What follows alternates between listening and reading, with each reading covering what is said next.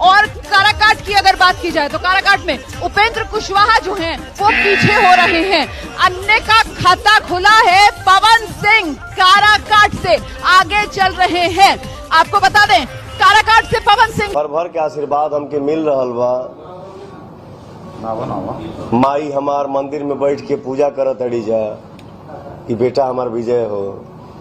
हमार बहिन मंदिर में बैठ के पूजा करत अड़ी जा कि भाई हमार विजय हो। जनता के आशीर्वाद मिला था।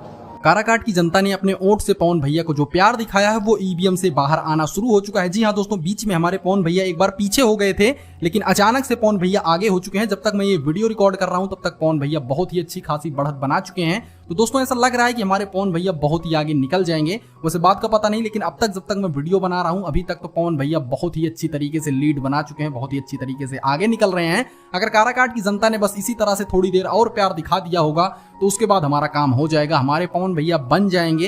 वैसे दोस्तों ये वीडियो अपलोड होने के बाद भी आप हमको कमेंट करके जरूर बताइए क्या हमारे पवन भैया अभी भी आगे चल रहे हैं या नहीं, हमको कमेंट जरूर कीजिएगा।